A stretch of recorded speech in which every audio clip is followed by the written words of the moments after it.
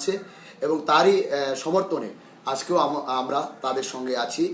এবং উনি আমাদের যে কনভেনার উনি বলেছেন যে সরকারের যে প্রশাসন, সে প্রশাসন সম্পূর্ণ স্বৈরাচারীভাবে একতরফাভাবে একটা আন্দোলনকে কিভাবে দমানো যায়, গণতান্ত্রিক আন্দোলনকে, এবং সরকারের কাছে যে দাবি দেওয়া হয়েছে নিয়ে আমরা গণতান্ত্রিক আন্দোলন করেছিলাম, সেই আন্দোলনকে কিভাবে স্তব্ধ করা যায় তার জন্য এই ব্যবস্থা। না হলে যে বিগত দিনে 10 ডিসেম্বর 2019-এ আনন্দবাজারে এই ধরনের নারকীয় আক্রমণ চালানো হয়েছিল, 93টি পরিবারকে উদ্বাস্তু করে দেওয়া হয়েছিল, তাদেরকে যে শতাধিক এফআইআর করা হয়েছে, তার কোনো এখন পর্যন্ত একজনকে গ্রেপ্তার করা হয়নি। তারপর বিমল পালের উপর আক্রমণের কোনো গ্রেপ্তার করা হয়নি।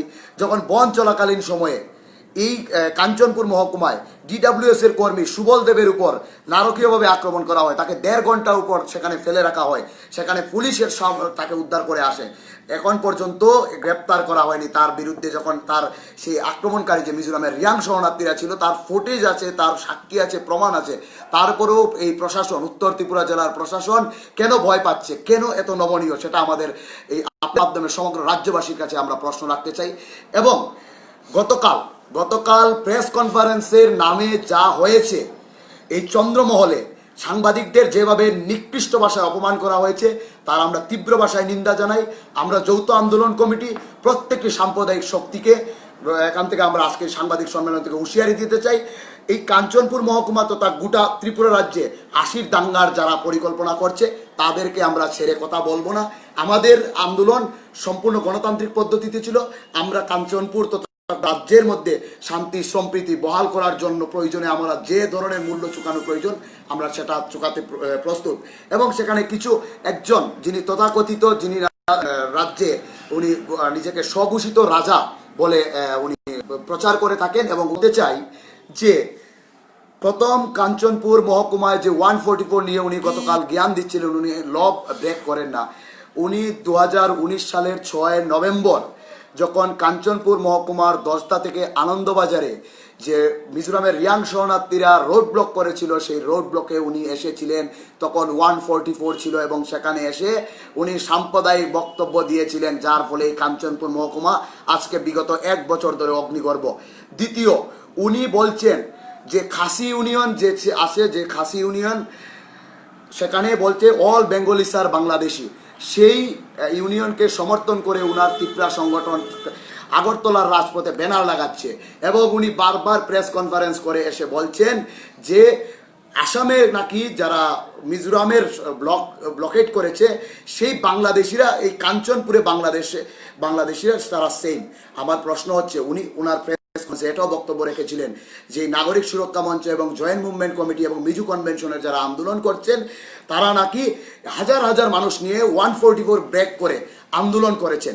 তো আমার প্রশ্ন হচ্ছে যে হাজার হাজার মানুষ যারা জাতি উপজাতি জনগণরা এখানে আন্দোলন করেছিল জমি মাটি বাঁচানোর জন্য, তারা কি সবাই বাংলাদেশি?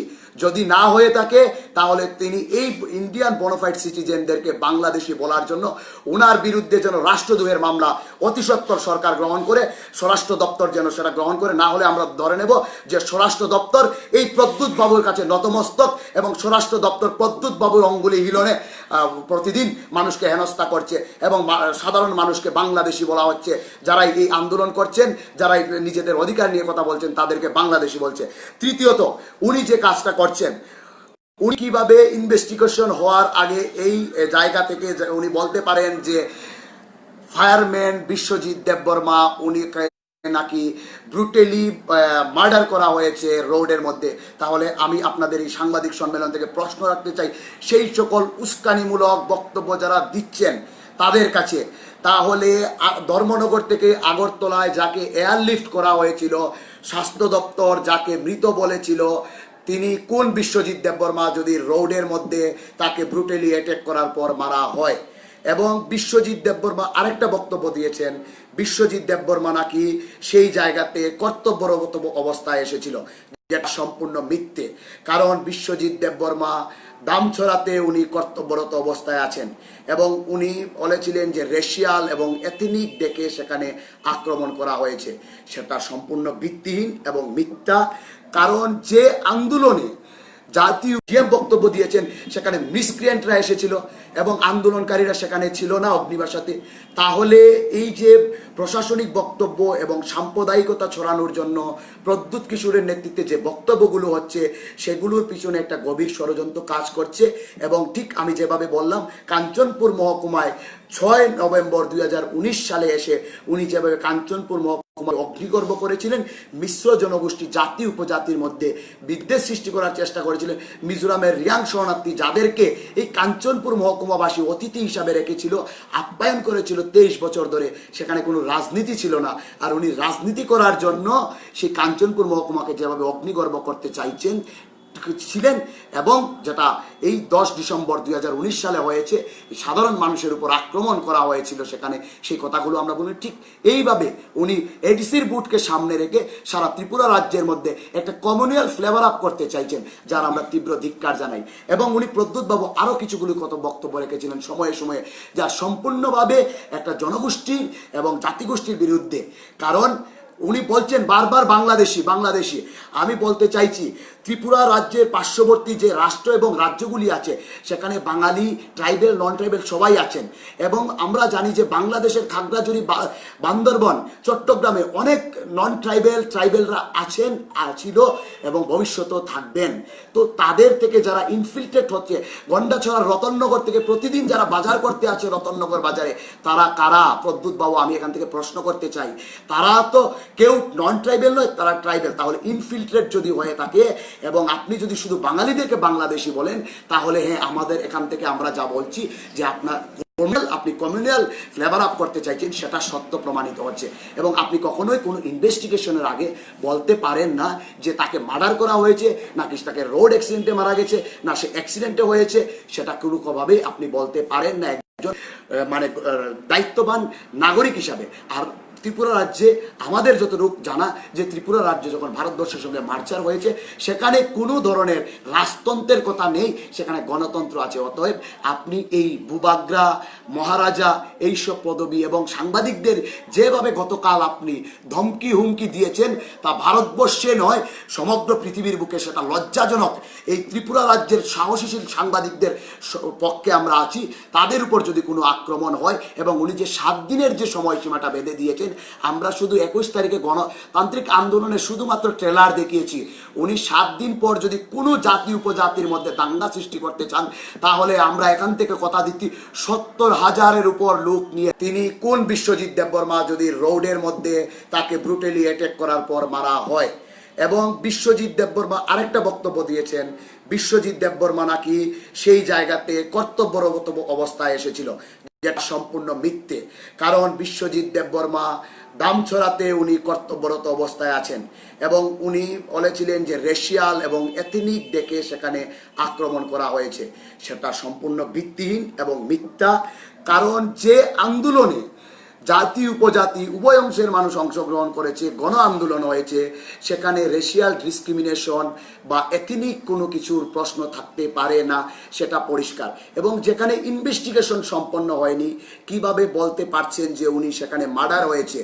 আমাদের যারা প্রত্যক্ষদর্শীরা আহত হয়েছেন, তারা বলছেন যে একটা সজুরে বাইক এসেছিল, সেই বাইকটা 5 থেকে 6 জনকে আহত করেছে, তারপর বাইকটা গতি নিয়ন্ত্রণ হারিয়ে অ্যাক্সিডেন্ট হয়।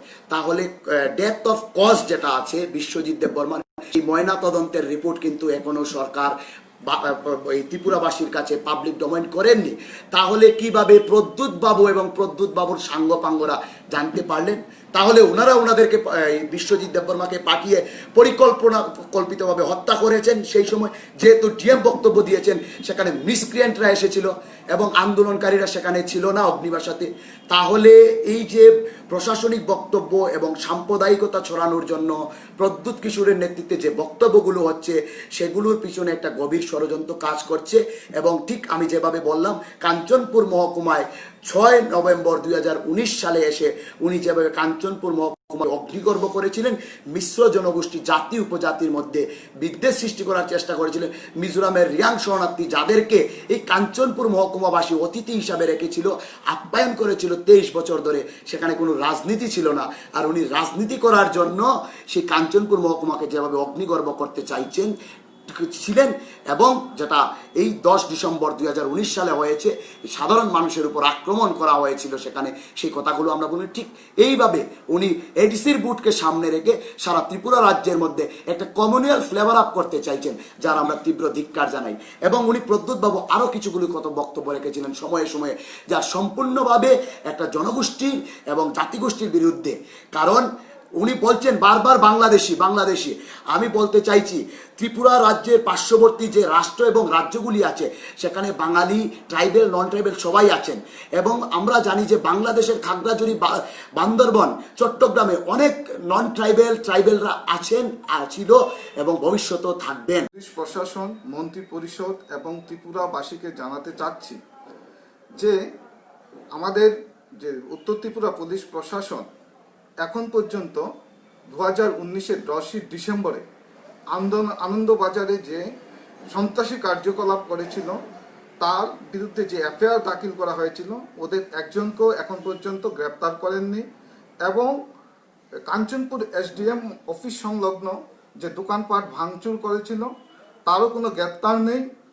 বিমল পাল ওই সময়ে লালজুড়িতে যে ওকে আধমরা করেছিল, ভিডিও ফুটেজ অনুযায়ী এফআইআর ছিল। দুঃখের বিষয়, প্রশাসন একজনকেও গ্রেপ্তার করেনি। গত মাসে 16 তারিখ থেকে আমাদের যে আনলিমিটেড বন্ড ছিল জয়েন্ট মুভমেন্ট কমিটির, সেই মাসে 17 তারিখে ওয়াটার সাপ্লাই অপারেটরকে লক্ষ্মীপুরে নির্মমভাবে মেরেছে। এটারও এফআইআর করা হয়েছে, একজনকেও অ্যারেস্ট করা হয়নি।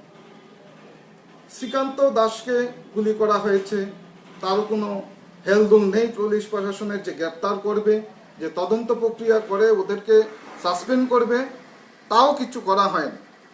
আমরা জয়েন্ট কমিটি এর জন্য ধিক্কার জানাচ্ছি যে পুলিশ প্রশাসন একতরফাভাবে আমাদের কাঞ্চনপুরের কিছু যুবকদের, নির্দোষ যুবকদের বাড়িতে রাতের বেলা তাণ্ডব চালাচ্ছে। আমরা জয়েন্ট মুভমেন্ট কমিটি এর তীব্র প্রতিবাদ জানাচ্ছি। আগে ওদের অ্যারেস্ট করো, আর যারা ত্রিপুরা রাজ্যে কমিউনাল বক্তব্য রাখছেন, কি জানি ভূভাগরা, ওনার নাম ভূভাগরা এখন পরিবর্তন করে কমিউনাল ভাগরা রাখা উচিত। আমরা চাই এর সুষ্ঠু তদন্ত হোক, অতি সত্বর ওদের গ্রেপ্তার করা হোক। না হলে আগামী দিনে কাঞ্চনপুর মহকুমা ব্যাপী তথা উত্তর ত্রিপুরায় আমরা প্রচণ্ডভাবে আন্দোলনে ধাবিত হব, তা আমাদের ত্রিপুরাবাসী তথা পুলিশ প্রশাসন লক্ষ্য করবে। আমরা আবারও জানাচ্ছি যে একতরফাভাবে কোনো পার্টিকে হ্যারাসমেন্ট যাতে করা না হয়, আগে এই যে দুষ্কৃতিকারী তাদের গ্রেপ্তার করতে হবে। না হলে আগামী দিনে আমরা আরও বৃহত্তর থেকে বৃহত্তর আন্দোলনের দিকে ধাবিত হব। ধন্যবাদ।